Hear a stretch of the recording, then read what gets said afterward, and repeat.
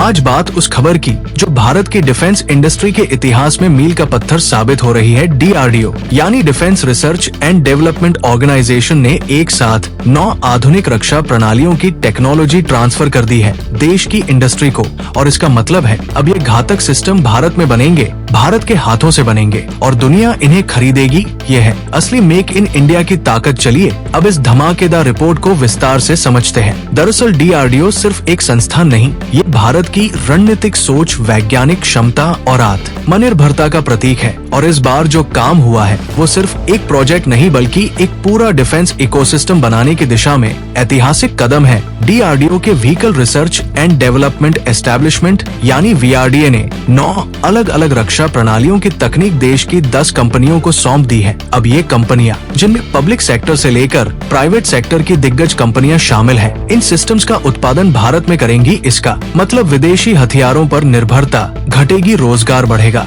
और भारत रक्षा उपकरणों का एक्सपोर्ट हब बनेगा। अब जानते हैं वो 9 सिस्टम्स कौन कौन से हैं जिनकी टेक्नोलॉजी ट्रांसफर हुई है। पहला है CBRN ऋषि वाहन ट्रायड मार्क 2। ये वाहन केमिकल, बायोलॉजिकल, रेडियोलॉजिकल और न्यूक्लियर खतरों की पहचान और विश्लेषण के लिए बनाया गया है। इसका निर्माण करेगा भारत इलेक्ट्रॉनिक्स लिमिटेड। दूसरा है एक्सपेंडेबल मोबाइल शेल्टर, एक पोर्टेबल ऑन ऑपरेशन सेंटर जिसे फील्ड में तुरंत तैनात किया जा सकता है। इसे भी बनाएगा भारत इलेक्ट्रॉनिक्स लिमिटेड। तीसरा है 70 tonne tank transporter trailer for Arjun tank, भारी टैंक जैसे अर्जुन MBT को युद्ध क्षेत्र तक ले जाने के लिए बेहद महत्वपूर्ण ट्रांसपोर्ट सिस्टम इस ट्रेलर को बनाएंगे DML limited, Tata international vehicle applications SDR onto private limited और जॉन GT इंटरनेशनल। चौथा है unit maintenance vehicle for Arjun tank की फील्ड में मरम्मत के लिए पूरी यूनिट, इसके निर्माण में भी वही कंपनियां हिस्सा लेंगी। पांचवा है माउंटेड गन सिस्टम, भारत की तोपों की ताकत बढ़ाने वाला सिस्टम।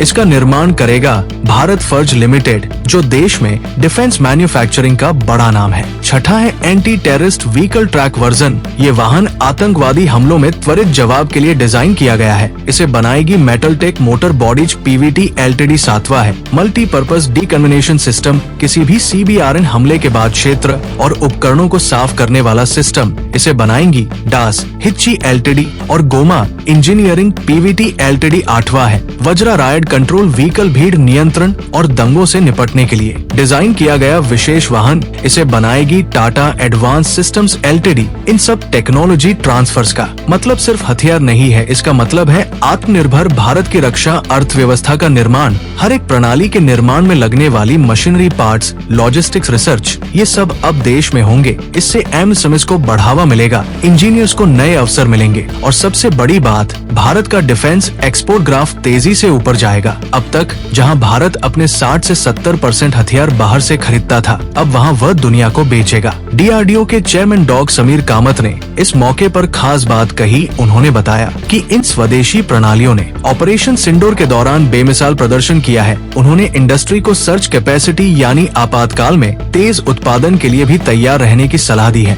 यानी भारत अब सिर्फ पीस टाइम डिफेंस नहीं, वॉर टाइम प्रोडक्शन के लिए भी तैयार है। DRDO के VRD ने पुणे के SOIP टेक्नोलॉजिकल यूनिवर्सिटी के साथ एक MOU भी साइन किया है। इसका उद्देश्य है कि मिलकर कटिंग एज टेक्नोलॉजीज और इमर्जिंग साइंटिफिक डोमेन्स में रिसर्च करना, यानी अब छात्र भी सीधे भारत की डिफेंस तैयारी में हिस्सा बनेंगे। खैर, आज जो कुछ भी हो रहा है वो सिर्फ DRDO या कुछ कंपनियों की कहानी नहीं, ये है भारत की रणनीतिक सोच, वैज्ञानिक क्षमता और राष्ट्रवादी विजन की जीत। आज भारत ये नहीं कह रहा कि हमें हथियार दो, बल्कि कह रहा है कि हम अपने हथियार खुद बनाएंगे और दुनिया को बेचेंगे। DRDO का ये ट्रांसफर सिर्फ 9 सिस्टम्स नहीं, ये 9 मिसाइल है उस मानसिकता पर जो भारत को कमजोर समझती थी। अगर आपको लगता है कि भारत अब सच में डिफेंस मैन्युफैक्चरिंग में सुपर पावर बनने की दिशा में बढ़ चला है,